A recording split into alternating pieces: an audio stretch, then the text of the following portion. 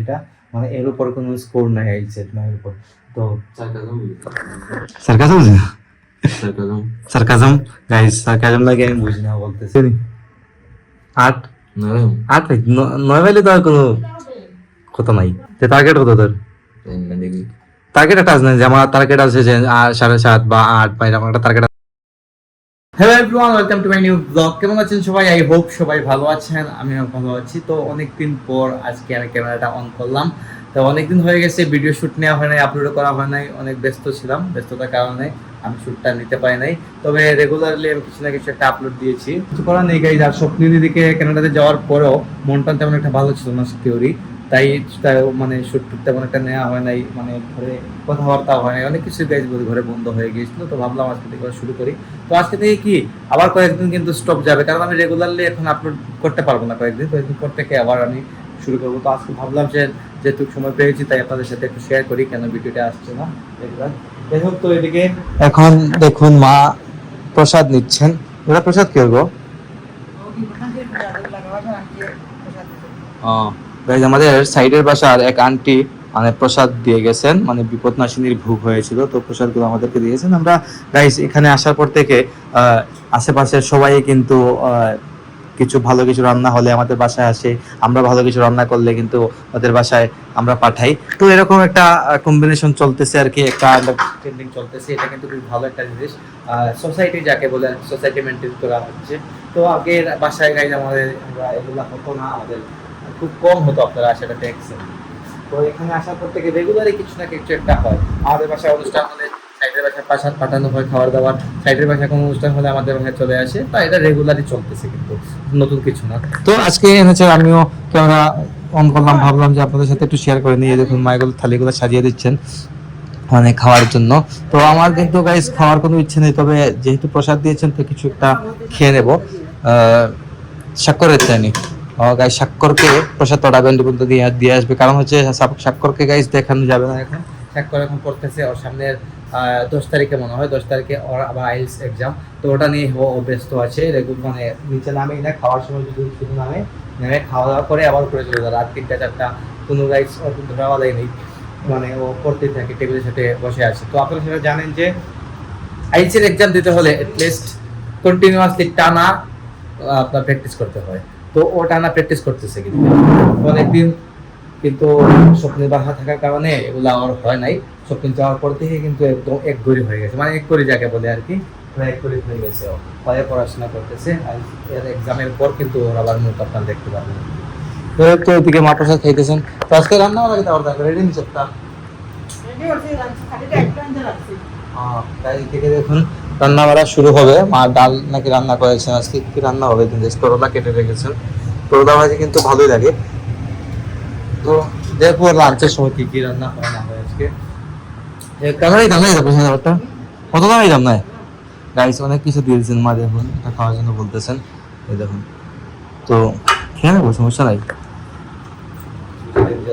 আর তেমন গাইজ আমার এক্সারসাইজও কিন্তু রেগুলার হচ্ছে। সপ্তাহে যাওয়ার পর থেকে এগুলো কিন্তু আমার আবার শুরু হয়ে গেছে, রেগুলার লাইফস্টাইল যাকে বলে আর কি। আগে তো ডায়েটের কোনো হিসাবে ছিল না, ডায়েট করতাম না, মানে 2-2.5 মাস সময় গেছে স্বপ্নের সাথে ডায়েট হয়েই নাই। যা ইচ্ছা, যা সামনে পেয়েছি তাই খেয়েছি, যা সামনে পেয়েছি তাই খেয়েছি। তো এখন ডায়েট চলতেছে খুব ভালোই। তো দেখা যাক কতদিন কন্টিনিউ করতে পারি। সামনে আবার অনেকটা ব্যস্ত হয়ে যাবো, সামনের 1 সপ্তাহ তো জমা রাখতে থাকবো আর কি। তো দেখি কি করি, আর আপনারা অবশ্যই ভিডিও শেষ অবধি সাথে থাকবেন। তো গাইস এদিকে এখন মা ঠাকুরঘর থেকে বেরিয়েছেন, বেরিয়ে এখন জবটা করতেছেন। ভোগ দেওয়া শেষ নাকি তোমার? গাইস ঠাকুরঘরে দেখুন ভোগ দেওয়া শেষ হয়ে গেছে, মানে ভোগটা লাগিয়েছেন মাত্র। তো প্রতিদিনই জানে আমাদের ঘরে ভোগ হয়, তো গোপালকে দিয়ে গাইস মা সবকিছু তৈরি করে আর কি করে। আর এদিকে দেখি স্বাক্ষর কি করে, স্বাক্ষরের রুম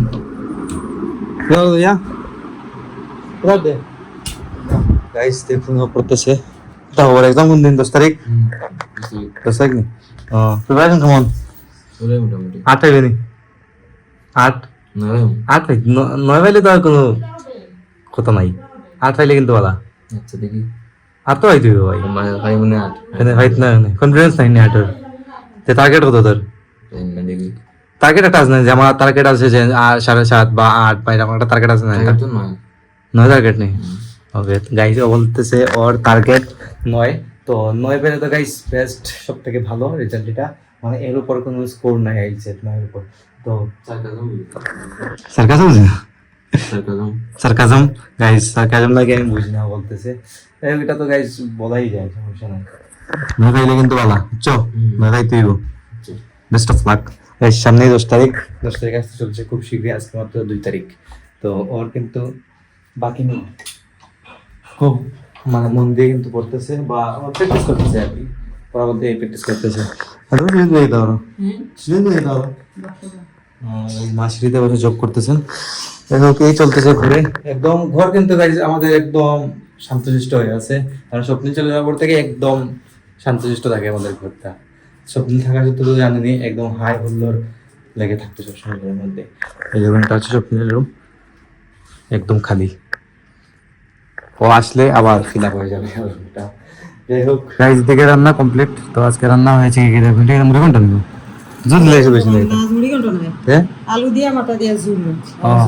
আর যেটা হচ্ছে আলু দিয়ে মাথা দিয়ে ঝোল, মানে কাটা ঘন্ট বলতে পারেন। এদিকে পাবদা মাছ, তারপর হচ্ছে এটা সবজি আলু, তারপর হচ্ছে পটল, আলু পটলের ভাজি, পাবদা মাছ, আর এটা হচ্ছে কাটা ঘন্ট। ডাল তো আছে জানি, এখন খাওয়া দাওয়া করবো সবাই একসাথে। এটা হচ্ছে কাঁঠাল, তা মাসির বাড়িতে কাঁঠাল আসছিল, কাঁঠাল কিন্তু খেতে পারবো না, কাঁঠাল তো খুবই ভালো লাগে খেতে, তবে এখন খেতে পারবো না, ভাত খাইতে দিব। আর রোয়াটা কিন্তু অনেক বড় সাইজের রোয়া। আর মা বলছেন যে কাঁঠালটা নাকি অনেক মজা আছে, তাই মনে করে ভাত খাইলেই তো, এই ভাত খেয়ে 2 বার খেতে পারি। এই তো খাওয়া দাওয়াটা শেষ করি গাইস। দুপুরে লাঞ্চ শেষ করে কিছুক্ষণ রেস্ট করেছিলাম, রেস্ট করতে গিয়ে আমি ঘুমিয়ে পড়েছিলাম। গরমের সিজন তো গাইস, বুঝতেই পারতেছেন, বিছানাতে পড়লে ঘুম চলে আসে। যাই হোক, তো ব্লগটি আর বাড়াচ্ছি না, এখানে এন্ড করে দিচ্ছি। আপনারা ফলো করতে চাইলে আমার ফেসবুক ইনস্টাগ্রামে ফলো করতে পারেন, আমার ফেসবুক ইনস্টাগ্রাম লিঙ্ক ডিসক্রিপশনে পেয়ে যাবেন। এন্ড আই হোপ আজকে ভিডিওটা আপনাদের ভালো লেগেছে। ভিডিও ভালো লাগলে অবশ্যই লাইক করবেন, কমেন্ট করবেন, শেয়ার করবেন এবং চ্যানেল নতুন হয়ে থাকলে সাবস্ক্রাইব করে আমাকে সাপোর্ট করবেন। তো দেখা হচ্ছে নেক্সট ভিডিওতে, ভালো থাকুন, সুস্থ থাকুন। Thank you so much for watching.